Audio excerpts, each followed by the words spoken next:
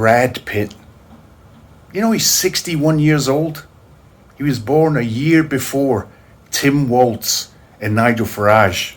I'm using them as a classic example of ugly old white guys, and also as a classic example of whether you're on the left or the right, politicians are scum. But let's face it, he's looking good. And he's had a rough life, hasn't he? I heard that he smokes marijuana a lot. Yeah? You can understand. He's gone through a lot. Back in the day, he was like, oh no, I've got to shag Angelina again tonight. She's probably going to want to perform oral sex on me with those big lips. It's really going to chafe. I need some help with my friend, Mr. Skunk. Who knows, maybe he's upset he's got such a great life, you know? What's wrong with me? I've got $280 million in my life. I'm 61, I've still got all my hair. I mean, Bruce Willis, he's loaded, you know? But he's bald as a coot. And he's basically degenerated into a mental vegetable recently. I'm sharp as a tack. I could beat Joe Biden at chess. You know, probably. And everybody wants to shag me, especially heterosexual men. I'm sick of it. You know, I mean, Mick Jagger, he had his day, but after about the age of 35, he looked like shit. Clooney still looks good, and he's ancient, but he used to do those adverts for that shitty espresso company. All I ever had to do was help Angelina Jolie adopt Cambodian children. It was a piece of piss. And then when she got a bit long in the tooth, you know, I kind of dropped her like a hot potato and got a younger model. It was nice. Even choosing the Cambodian kids is pretty easy. You just stay away from the ones with the crossed eyes. I mean, the reason I was with Angelina is I cheated with her on America's sweetheart, Rachel from Friends. Nobody cared. You know, nobody gave me a hard time about it. I've tried everything, you know. I've joined the Ku Klux Klan. I was a member of the American Nazi Party just to get some constructive criticism. They just said I was going through a phase. You know, I was the main actor in Meet Joe Black. Okay, I did get some pushback for that one, but Leonardo, he's old, you know, but he's obviously got some kind of problems. He's had a string of 23-year-old glamour models as girlfriends, so he's obviously got some kind of attachment issues or something. Why else would you go out with a series of 23-year-old glamour models? There must be something missing there, like the desire to have a crap life. But by the way, I'd just like to say, stepping away and talking about Leonardo, that there's a new thing going around where Leonardo, they're sort of trying to conflate the fact that Leonardo DiCaprio dating a string of 23-year-old glamour models is akin to pedophilia. And I just want to commend you ladies for that one. That is just genius. That's world-class guilt tripping, that one.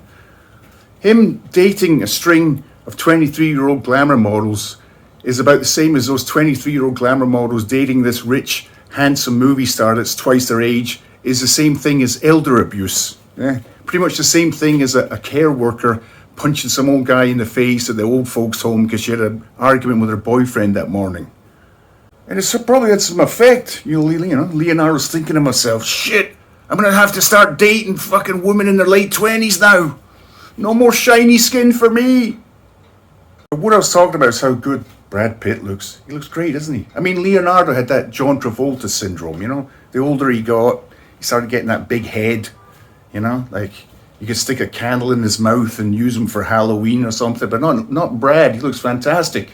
Absolutely brilliant. But enough of Brad Pitt. Let's talk about the movie, F1. I don't know what that's short for. Maybe something rude. Formula One, that's what it is. Because formula, they use the term formula because driving around a racetrack at 200 miles per hour is very similar to what you feed a baby with. But it looks like a fun movie. Personally, I'm terrified of being a race car driver. I think to do that, you have to be incredibly brave and or psychopathic. I mean, don't get me wrong, I like using go-karts, you know. But with a go-kart, if the guy you're chasing with or racing with, if his wheel comes off his go-kart, it hits your head, you don't get decapitated, you know. Maybe at a fun fair in the north of England that might happen. It would never happen in the first world. Now, the sports, I'm into maybe something like snooker, you know, billiards, men in waistcoats bending over. Reminds me of my youth, actually, when I used to wear a raincoat, waistcoat, and bend over. Yeah, but enough of my time in the Chippendales. I said, yeah. Anyway, I suggest you go see this movie. Looks like fun. Brad Pitt's cool, handsome, has a great life, while the rest of us toil on in dismal obscurity, doing videos on their mobile phones, surrounded by woodwork. So we each took a different path. He took one to have oral sex performed on him by Angelina Jolie, and I took one where I'm holding a second-hand Google Pixel 5, which is a really good phone, actually. Have a nice day. Well, you're lying there in your wife's underwear and you're wiping your nose with her pantyhose, and you've never felt better, she's never felt worse, cause you keep feeling up the Filipino nurse. You're like a big kid with a saucepan lid placed on your head and a sanitary napkin in your mouth instead of the false teeth that you left in the bed of the guy lying next to you, who said he was watching you perform unnatural acts, but he just can't face the simple facts. You're living your Alzheimer's to the max.